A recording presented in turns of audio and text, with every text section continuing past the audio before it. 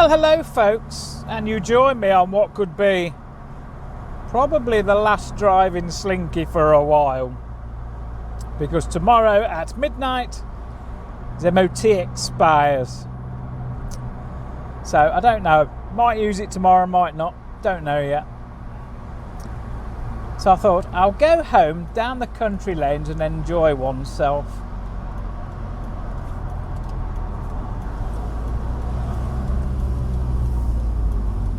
Nice. So yes, because there is potentially another vehicle coming, I decided not to re-MOT Slinks this time round, and then if I want to restore it sort of properly, do some proper work on the wings, etc., I can.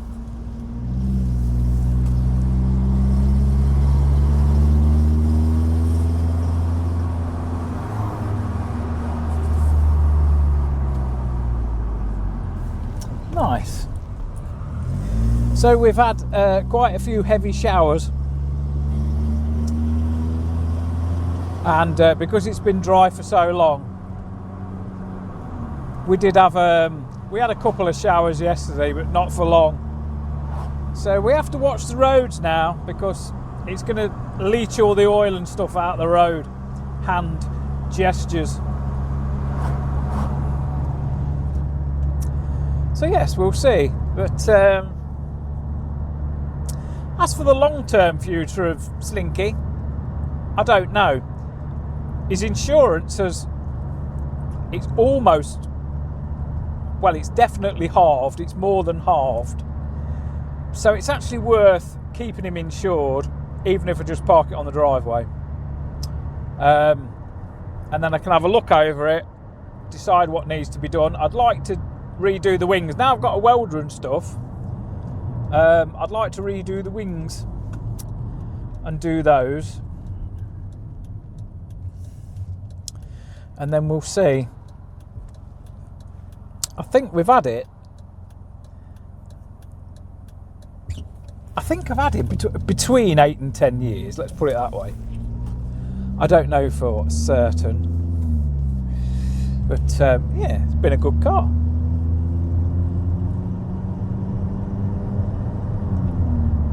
Nice. It's a nice little wafter.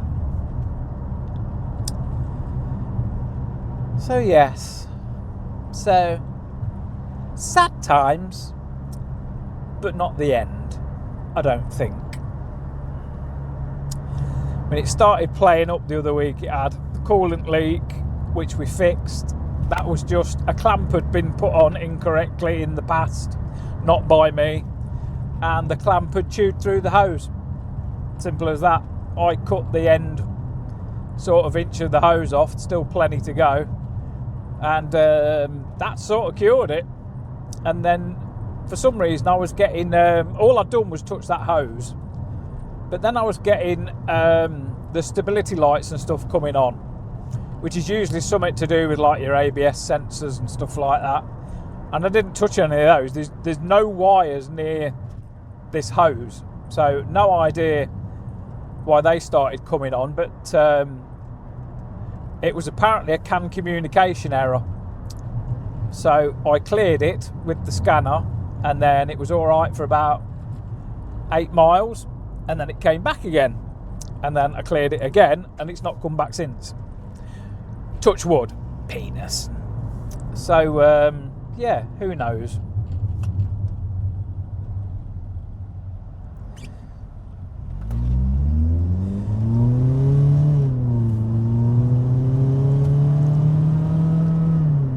Yes, but yeah, we'll see. Probably turn into a winter project. I'd like to do something with sort of start, not necessarily restoring, but start tarting spurt up a little bit. You know, I want to like paint the forks and just touch it up here and there. Other news, we needed to decide how. We needed to find out how the Harley was running, whether it was running rich or lean or anything like that. So we took the plugs out the other day, had a look, and yeah, they were okay, as Norman will show now. there you go, Norman approved. So yeah, that seems to be running okay. I ran out of fuel on it the other day. It's not a fun bike to run out of fuel. It was actually down here where I am now, and it just started spluttering, and as soon as it was spluttering, I turned it to reserve. It's dead easy to turn to reserve, but obviously if it's spluttering, it's emptied the float bowl already, and it's quite a large float bowl, and you can't, or I didn't manage to successfully continue riding. It spluttered to a halt, and I thought, oh, okay. So I put it on reserve. Couldn't see any fuel flowing through the filter. But I thought, okay. It started up straight away. And then I went and it cut out. I thought, okay, fair enough. I don't know whether I actually saved the video of it, because I did have the camera on. And I thought, okay, so it did that a couple of times. And I think what I was doing was I wasn't giving it time to fill the float bowl. It was only partially full. So I've just left it sort of 5 minutes, tried again, it ran. And then it carried on running, because there's a garage only like a mile down here, mile and a half from where we are now. And it carried on running, so it got me to the garage. So I now know it does 155 miles on the main tank, which is great, because it means I can get to like places like Cromer and Stanton on a tank, which I've had bikes which wouldn't do that. So I'm quite happy with that. And then I know whether that'll improve, because I'm hardly in top gear in the Harley. If I'm on roads like this, you're not going quick enough to pull top gear. So I want to ideally take it on a dual carriageway stroke motorway run, or I'll stick it on the A1 or something and head north, and then we'll see if we can get a mileage out that way. But I'll take a can of fuel with me, and then I know I've got because it says on the Google machine that it's either got an 18 litre tank or a 21 litre tank, depending on model. But they could have been fitted with either. And when I got to the garage, bear in mind I'd done, say, 1.5 miles, 2 miles on reserve. I managed to fit 20 litres in it. If that's the case, it means I only had a litre left, and that it doesn't sound right. It doesn't sound right to me that you'd have so little on a reserve. So I don't know, is the honest answer. Until I'm going to hopefully drop the oil on it this weekend at some point, or probably do it tomorrow if it's dry. And then inspect the oil for swarfage, because we're still running pistons in. So we'll inspect the oil. I've got a filter coming, that should actually be here. And then, because it does say on the Google machine that you expect a little bit of swarf with the pistons that are in, because their piston rings are very tight tolerance, and they're known for getting a bit of swarf when you let them in, when you're running them in. So I'm expecting that it says it's normal to have a bit of swarf on the sump plug, which is magnetic. So yeah, we'll see. I've got plenty of oil. I've got more oil coming anyway, but I've got plenty. It's only about 3.5 litres for when you empty it, because it's a dry sump engine. So what you do is you warm it up like you do any other bike, and then you drain it out of the oil tank, and then you've only got a bit of old oil in the lines. So we'll do that. I'll probably film it, no doubt. Yes, but it gave heavy rain all this afternoon, because we were going to finish our testing, but then it's giving heavy rain, and knowing our luck, we'd get out to the test area and it'd piss down. So, and I was only working till 3 anyway. So yeah. So highlights in Slinky, definitely taking it up to Scotland, running it flat out down Buntingthorpe. I mean, I did get. That was part of it. Like, I had to check the track for dampness, etc. in the morning before I could actually do my testing in another vehicle. And part of it was you'd come in and then you'd do a couple of laps of the track just to make sure the line that you wanted around the track was dry enough. And went flat out down Bruntingthorpe a couple of times and I did get an indicated 150, so probably more like a genuine 145, but it didn't struggle. So that was kind of cool. But going up to Scotland, having the roof down up Scotland, you know, when you're going through Glencoe and places like that, that is where it comes into its own, because it's a nice car to get up Scotland in as well. There's a lot of traffic coming from that way. Come on, fuck faces. Jesus, no, right. You're not turning, but you're indicated. Oh, you are turning. Right, lovely. Oh, it does wheel spin out of every junction, this car. They're quite torquey. Not great horsepower, but they've got a fair bit of torque. They've got like twice the torque of the equivalent MX-5 when these were built. Somebody coming out of Lowe's Coffee House there, highly recommended place.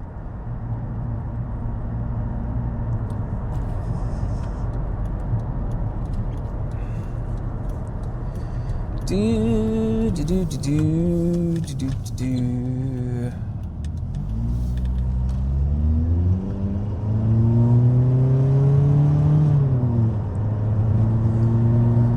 Nice, but I mean there are rain clouds all around, so. But we're going to finish that. We're going to finish what we were doing tomorrow morning because it's going to be dry. It's guaranteed to be dry. And then that makes sense. It gives my day a bit of structure as well. Nice. So tomorrow I'm hoping to finish Ian's Fireblade, get the fairing on it at least, and then it can go for an MOT. How we do that, I don't know, because I won't probably have the time to do it. Either that or he can come and fetch it and take it himself, or I'll ask the mad bloke if he wants to take it.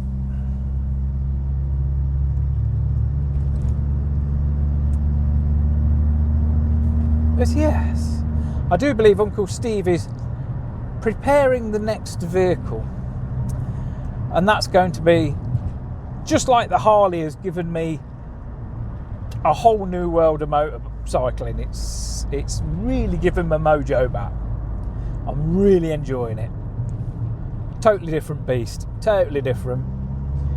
You want to ride it for the hell of riding it. It's a bit like having your first bike again. And this other vehicle, that might do the same, because in theory, if I've got a free weekend, I can literally just chuck a sleeping bag in it and go, and stick a little bike in the back of it like Phyllis and go, and then have a piss about with Phyllis when we're out and about and go. Thank you, Mrs. Lady Woman. She was a very nice lady. So we'll see. So I'm going to sign off for this video.